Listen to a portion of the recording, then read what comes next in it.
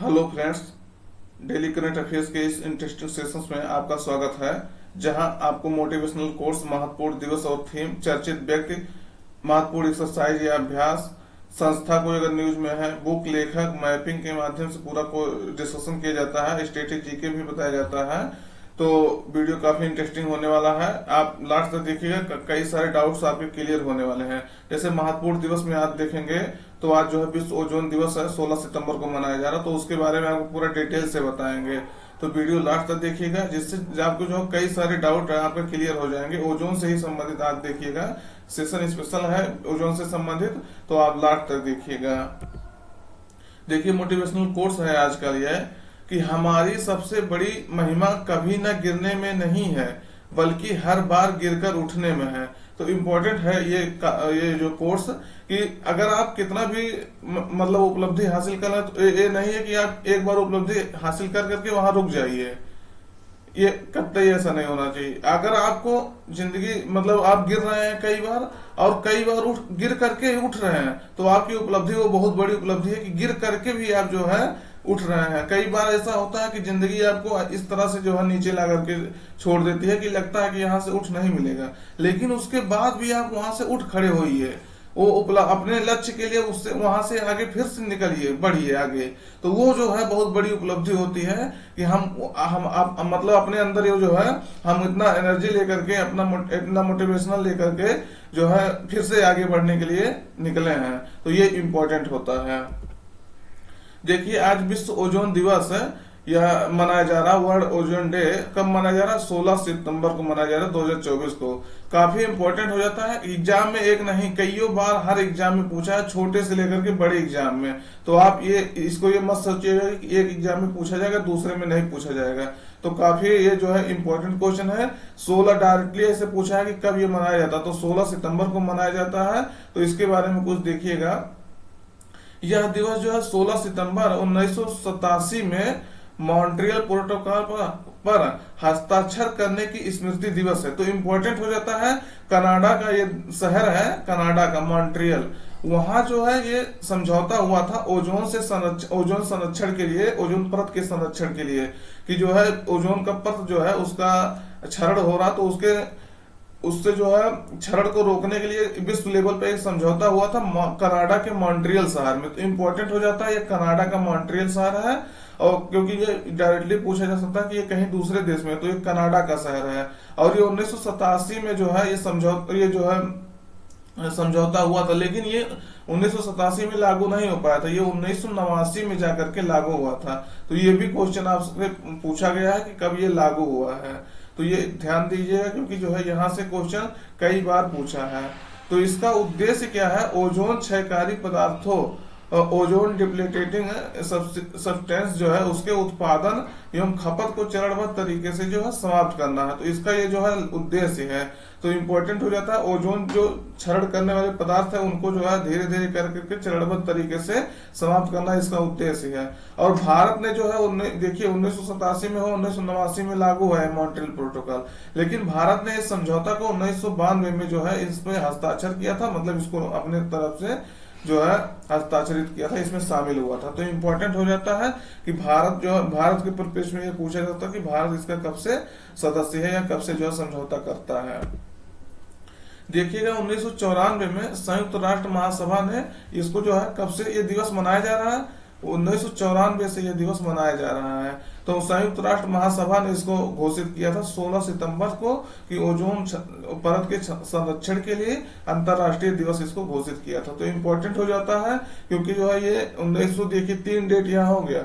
1987 में जो है इसको लाया गया, 1989 में लागू हुआ, लेकिन 1994 से जो है संयुक्त राष्ट्र महासभा इसको जो है ये घोषित किया था कि इसको जो 16 सितंबर को ओजोन परत दिवस या ओजोन दिवस मनाया जाएगा। इस वर्ष का इसका थीम है, इंपॉर्टेंट हो जाता है, एग्जाम में डायरेक्ट आपसे पूछा जा सकता है, ओजोन फॉर लाइफ, जीवन के लिए ओजोन जो है इस वर्ष का इसका थीम है। तो इस थीम पर जो है इस वर्ष का ओजोन दिवस मनाया जा रहा है, विश्व ओजोन दिवस मनाया जा रहा है। इंपॉर्टेंट हो जाता है, डायरेक्टली आपसे जो है पूछा जा सकता है। कहीं कहीं जो इसको दिखा रहा है कि ओजोन फॉर लाइफ इसका थीम दिखा रहा कि वैश्विक सहयोग के 35 वर्ष, मतलब जीवन के लिए ओजोन, और यहाँ लिखा है मतलब लिखा वैश्विक सहयोग के 35 वर्ष। तो ये चीज थोड़ा सा मतलब ध्यान दीजिएगा, देख लीजिएगा अपने हिसाब से। और वर्ष 2023 में इसका थीम था मॉन्ट्रियल प्रोटोकॉल, ओजोन परत को ठीक करना और जलवायु परिवर्तन को कम करना, यानी इंग्लिश में कहेंगे fixing the ozone layer and reducing climate change. तो इम्पोर्टेंट हो जाता है, मॉन्ट्रियल प्रोटोकॉल के प्रपक्ष में इसको था कि फिक्स करना है ओजोन लेयर को और रिड्यूस करना है क्लाइमेट चेंज को, मतलब कम करना है। तो इस थीम पर इसको 2023 में काम किया गया था, और ये जो है आपकी 2024 के लिए ओजोन फॉर लाइफ। ये देखिएगा ओजोन जो है किस तरह से, ये सूर्य है और ये जो है ओजोन लेयर है, पृथ्वी है, पृथ्वी के बाद ये ट्रोपोस्फीयर जिसे क्षोभ मंडल कहते हैं, स्ट्रेटोस्फीयर जिसे जो है समताप मंडल कहते हैं। तो उसके बीच में जो है ये स्ट्रेटोस्फीयर में ये पाया जाता है ओजोन लेयर। तो इम्पोर्टेंट हो जाता है इसकी निचली सतह में किस तरह से जो है ये पाया जाता है। और ये जो अल्ट्रावायलेट रेडिएशन होता है जो हमारे शरीर के लिए और फसलों के लिए सबके लिए काफी जो है नुकसानदायक होता है, उससे जो है हमारी रक्षा करता है, पृथ्वी पे जो है प्राणी है उनकी रक्षा करता है। तो इस किस तरह से जो है CFC मॉलिक्यूल जो है इसको ओजोन को जो है तोड़ देते हैं। जैसे क्लोरीन हो गया, तो क्लोरीन अगर ऑक्सीजन से मिलेगा तो ये जो है ऑक्सीजन को तोड़ करके ये उस तरह से ओजोन का जो है डिप्लेशन करता है। देख लीजिएगा ओजोन में इसको बदल देता है, ओजोन जो है ऑक्सीजन में बदल देता है, जिससे ClO बन जाता है।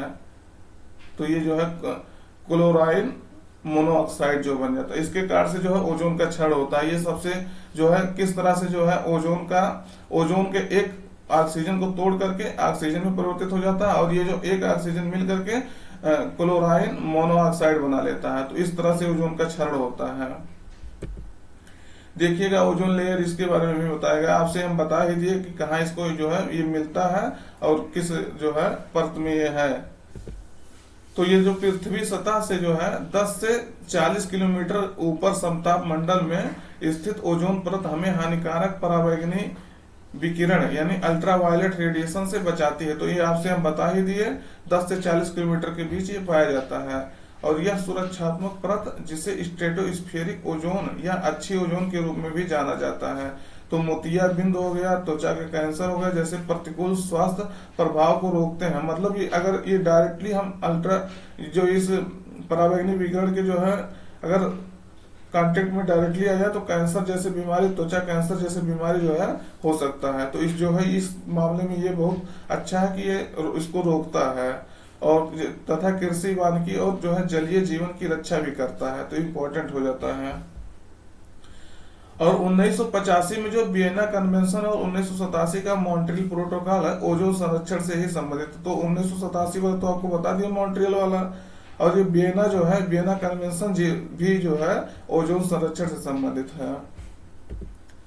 ये देखिएगा अगला आगे, ओजोन परत जो है आमतौर पर भूमध्य रेखा की तुलना में ध्रुवों पर अधिक मोटी होती है। तो इम्पोर्टेंट हो जाता है, सबसे ज्यादा ये पूछा जा सकता है कहाँ होता है ओजोन परत की। तो ओजोन परत सबसे ज्यादा जो है मोटा कहाँ होता है, तो सबसे ज्यादा मोटा जो होता है ध्रुवों पर होता है, और ये विषुवत रेखा पर या भूमध्य रेखा पर कम होता है। और इसको जो है ओजोन परत की, ये जो ओजोन परत है समताप मंडल में, इसका मापक जो है डॉप्सन नामक यंत्र से किया जाता है। कई बार आपसे ये क्वेश्चन पूछा जा सकता है कि ओजोन परत का जो है मापन कैसे किया जाता है या किस यंत्र से किया जाता है। तो डॉप्सन नामक इसके जो है यंत्र से इसका मोटाई का मापन किया जाता है कि एक लेवल होता है कि इससे ज्यादा अगर ओजोन का डिप्लेशन हो रहा तो खतरनाक है, कम खतरनाक है, इस तरह से इसका मापन किया जाता है। ओजोन परत के क्षरण का कारण जो है इस समय वर्तमान में हम देख ही रहे हैं कितना औद्योगिक जो है विकास हम मानव द्वारा किया जा रहा है। तो उसके से निकलने वाले जो प्रदूषण है उससे जो है ओजोन का डिप्लेशन हो रहा है, और उपभोक्ताओं अनुप्रयोगों की एक विस्तृत श्रृंखला है। मुख्य रूप से देखेंगे रेफ्रिजरेटर कितना यूज हो रहा है, एयर कंडीशनर हो गया, हाइड्रोक्लोरोफ्लोरोकार्बन हो गया या CFC, क्लोरोफ्लोरोकार्बन हो गया CFC। तो ये जो है अग्निशामक जो हो गया, ये सब चीजें कितना जो है इसके कारण से जो है ये इन्वायरमेंट में जा रहा है, उसके कारण से ओजोन का जो है क्षरण हो रहा है। और ओजोन का क्षरण सबसे ज्यादा देखेंगे तो दक्षिणी ध्रुव पर जो होता है ये होता है सबसे ज्यादा जो होता है, ये इंपॉर्टेंट हो जाता है, कईयों बार ये भी पूछा गया है। दक्षिणी ध्रुव पर सबसे ज्यादा ओजोन का क्षरण होता है, तो इम्पोर्टेंट है ये भी। ये देखिएगा, ये आपको ये भी बता दिया। अगर ये ओजोन जो है ये भी चीज इम्पोर्टेंट है, अगर ओजोन जो है समताप मंडल में है तब तो सही है, ये आपके लिए बहुत जो है मानव जीवन के लिए लाभदायक है। लेकिन अगर जो है ये जमीन स्तर पर आ गया, सरफर लेवल, तो ये जो है स्मॉग के रूप में जो है स्मॉग के रूप में प्रदूषण का काम करता है। तो ये भी आप ध्यान दीजिएगा इसको, कि हमेशा ये अभी आपको पता है गुड ओजोन, तो गुड ओजोन हमेशा नहीं होता है, लेकिन जब ये जो है सिर्फ जब सप्ताह मंडल में होता तब वहां ओजोन गुड ओजोन के रूप में काम करता है। लेकिन जब नीचे आ जाता है, जमीन पे सतह पे आ जाता है, तो ये जो है प्रदूषण के रूप में, पॉल्यूशन के रूप में कार्य करता है। आज का जो क्वेश्चन देखते हैं, हाल ही में टाइम पत्रिका की 2024 की दुनिया की सर्वश्रेष्ठ कंपनियों की सूची में शीर्ष भारतीय कंपनी कौन सी है? तो विकल्प में रिलायंस इंडस्ट्रीज, एचसीएल टेक, इन्फोसिस, बीपीसीएल। तो सही उत्तर आपका रहेगा एचसीएल टेक। तो इम्पोर्टेंट हो जाता है, दुनिया की 1000 जो है कंपनियों की रैंकिंग आई है, तो उसमें जो है भारत की ये एचसीएल टेक जो है फर्स्ट स्थान पे है, मतलब भारत में फर्स्ट स्थान पे है, पूरे विश्व में इसको नहीं कह रहे फर्स्ट स्थान पे है। तो ये जो है एचसीएल टेक 112वां स्थान पे आया है, तो इम्पोर्टेंट हो जाता है, भारत में ये प्रथम स्थान पे है। ये इसके बारे में डिटेल देखिएगा। तो दुनिया की जो है टॉप 1000 कंपनियों को शामिल किया गया है इस रैंकिंग में, जिसमें भारत की 22 कंपनियों को जो है 1000 कंपनियों में जो है सर्वश्रेष्ठ कंपनी के रूप में 22 कंपनियों को शामिल किया गया। तो इम्पोर्टेंट हो जाता है, ये सीएल टेक जो है भारत की सर्वश्रेष्ठ कंपनी है। तो ये चीज आपसे पूछा जा सकता है, क्योंकि 1000 में सबसे अगर टॉप पे है भारत की कंपनी, तो ये सीएल टेक है। इसका स्थान जो 112वां है ये आपसे बता ही दिए, और इन्फोसिस जो है वही 119वें स्थान पे है, इसका स्थान भारत में कहेंगे तो दूसरे स्थान पे है। वही आप रिलायंस इंडस्ट्रीज वगैरह देखेंगे तो ये 600 के आसपास इनका रैंकिंग है, ये चीज आप ध्यान रखिएगा, नहीं तो रिलायंस इंडस्ट्रीज वगैरह लगा दीजिए। और पहले स्थान पर देखेंगे तो विश्व लेवल में पहले स्थान पे एप्पल है जो सबसे पहला रैंक पाया है, वहीं एसेंचर जो है दूसरे स्थान पर और माइक्रोसॉफ्ट तीसरे स्थान पे है। तो ये चीज भी एक बार आप देख सकते हैं, पूछा जा सकता है। अगला देखिएगा कि हाल ही में भारतीय अंतर्राष्ट्रीय समुद्री विवाद समाधान केंद्र का शुभारंभ कहाँ किया गया? तो विकल्प में गोवा, कर्नाटक, गुजरात, केरल। सही उत्तर आपका रहेगा गोवा। इसका जो है भारतीय अंतर्राष्ट्रीय समुद्री विवाद समाधान केंद्र का जो है गोवा में शुभारंभ किया गया, उद्घाटन किया गया। तो इम्पोर्टेंट हो जाता है, अंतर्राष्ट्रीय जो समुद्री विवाद है उसका जो सॉल्यूशन केंद्र के रूप में इसको डेवलप जो है शुभारंभ किया गया है। ये क्वेश्चन देखिएगा इम्पोर्टेंट हो जाता है, नाविका सागर परियोजना परिक्रमा जो है इसके तहत, ये सेकंड है, तो नाविका सागर परिक्रमा के तहत भारतीय नौसेना की 2 महिला अधिकारी किस जहाज से विश्व भ्रमण पर निकलेंगे? तो जो है इनको 3 साल से रेडी किया जा रहा है, ट्रेनिंग दिया जा रहा है कि पूरे विश्व का भ्रमण करना है। तो इसका अभी हाल ही में लोगो जारी किया गया है, हाल ही में क्या कल इसका लोगो जारी किया गया है। तो इसकी वजह से ये जो है न्यूज में था।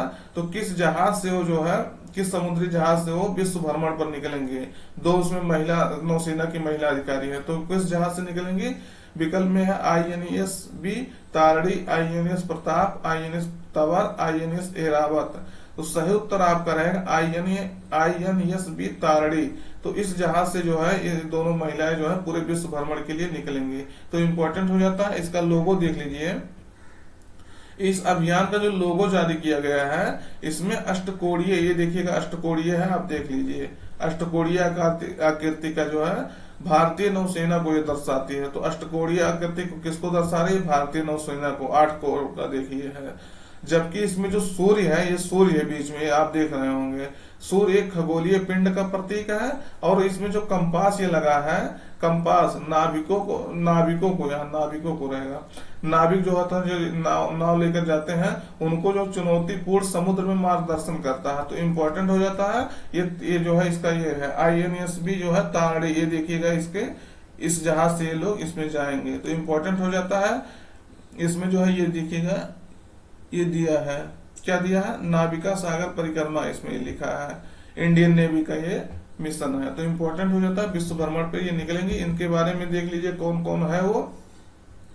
तो समुद्री साहस और समुद्री कौशल और साहस की परंपरा को जारी रखते हुए भारतीय नौसेना की 2 महिला अधिकारी, इसमें कौन कौन 2 अधिकारी हैं, पहला है लेफ्टिनेंट कमांडर रूपा ये, इनका नाम रूपा ये है, अभी हम इमेज भी दिखा देते हैं आपको, और लेफ्टिनेंट कमांडर दिलना, इन दोनों के द्वारा बहुत जल्द ही INSB तारणी पर सवार होकर दुनिया की परिक्रमा करने के विशेष अभियान यानी नाविका सागर परिक्रमा सेकंड पर रवाना होंगे।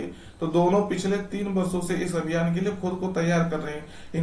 इनका जो काफी बड़े स्तर पे जो ट्रेनिंग हो रहा है, इससे विश्व भ्रमण जो है सफलता पूर्वक कर सके। ये है दोनों लोग, देख लीजिएगा, इन दोनों लोग निकलेंगे भ्रमण पर, विश्व भ्रमण पर, तो इम्पोर्टेंट हो जाता है। अगला देखिएगा, 16वें बहुपक्षीय अभ्यास काकाडू का आयोजन कहाँ हो रहा है।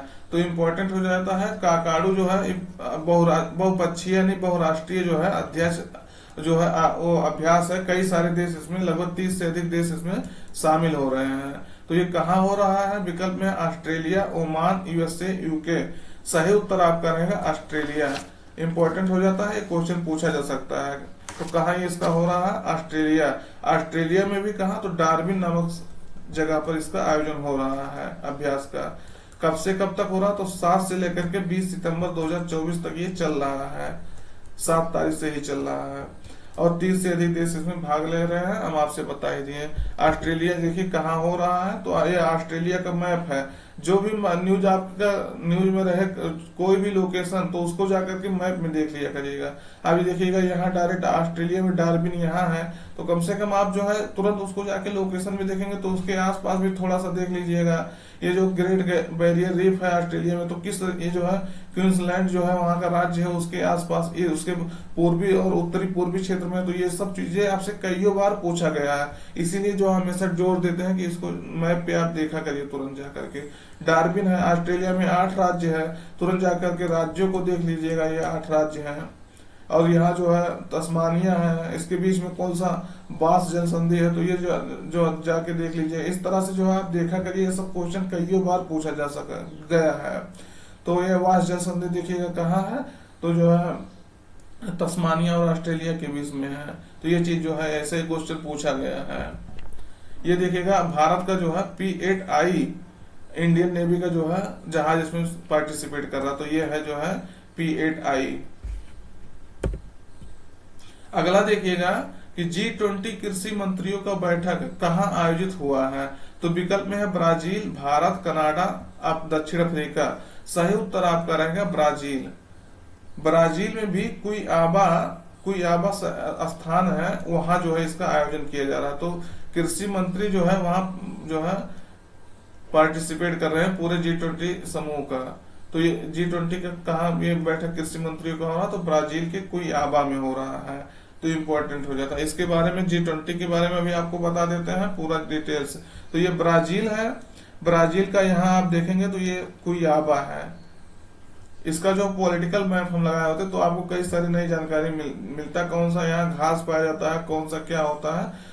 तो ये चीज जो है इसको जो है ऐसे पढ़ा करिए कि जो है कोई भी क्वेश्चन आया कोई भी न्यूज में है तो उसके जाकर के आप डिटेल्स जो है देख लीजिए जाके। तो ये वेनेजुएला है, गुयाना है, सुरिनाम है, ये कोलंबिया है, ये सब चीजें जो है आप लोकेशन देखा करिए, कौन कौन से देश सीमा साझा करते हैं। तो इस तरह से जो है देखा करिएगा।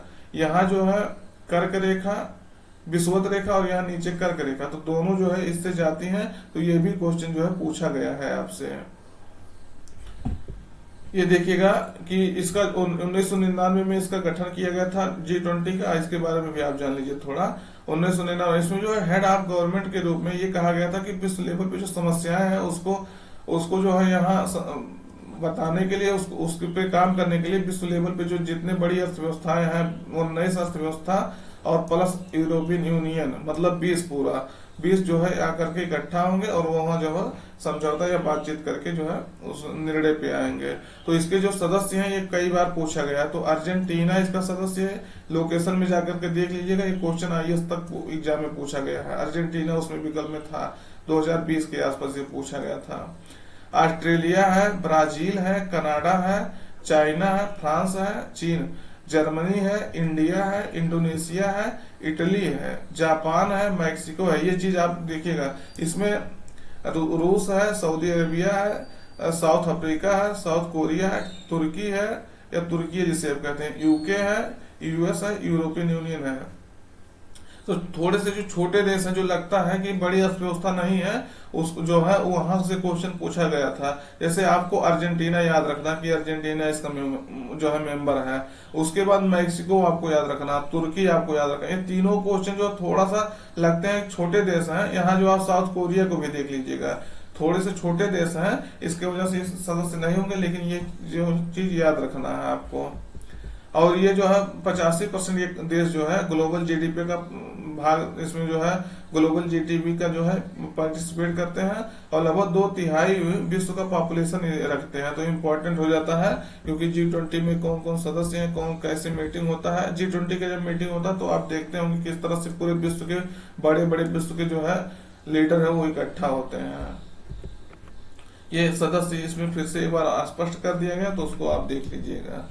अगला देखिएगा कि 55वां भारतीय अंतर्राष्ट्रीय फिल्म महोत्सव 2024 कहाँ आयोजित होगा। तो विकल्प में है गोवा, मुंबई, दिल्ली, बेंगलुरु। सही उत्तर आपका रहेगा गोवा। तो इम्पोर्टेंट हो जाता है, ये 20 से लेकर के 28 नवंबर तक जो है 2024 इसी वर्ष जो है इसका आयोजन होगा। तो इम्पोर्टेंट होगा, जब होगा तो और आपके बारे में पूरा इसके बारे में पूरा डिटेल आपको बता दिया जाएगा।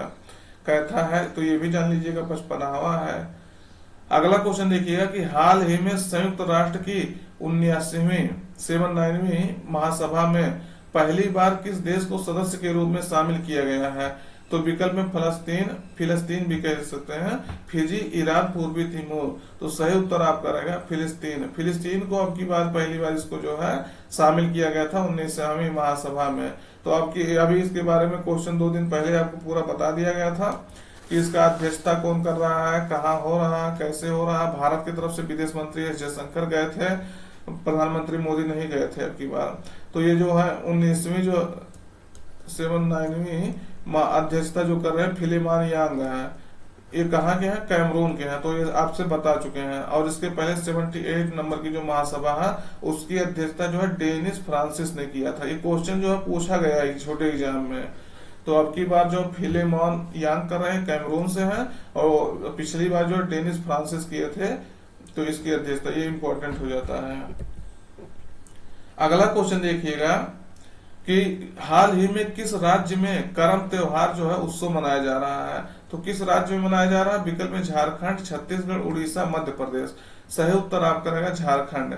झारखंड में यह त्योहार मनाया जा रहा है। तो झारखंड में करम त्योहार धार्मिक उत्सव और हर्षोल्लास के साथ मनाया जा रहा है। यह त्योहार एकादशी को मनाया जाता है। तो इम्पोर्टेंट हो जाता है फसलों का यह त्योहार फसल से संबंधित है और के सबसे लोकप्रिय त्योहारों में से एक है। यह त्योहार अच्छी फसल और अच्छी स्वास्थ्य के लिए भी जो है मनाया जाता है।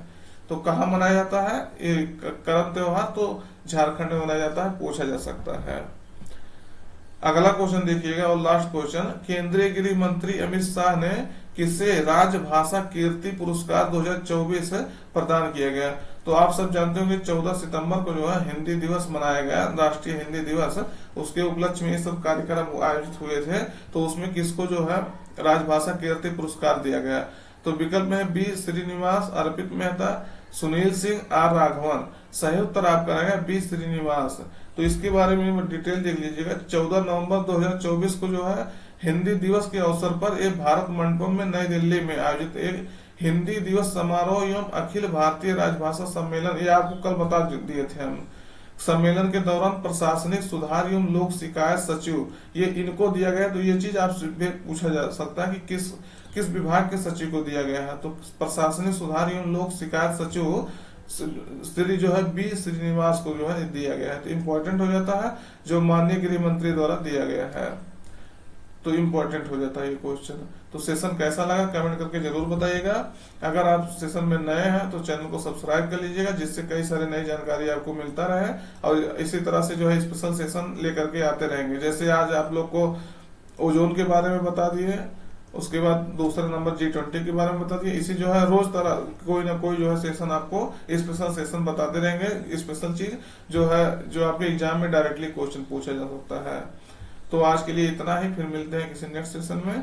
Till then take care.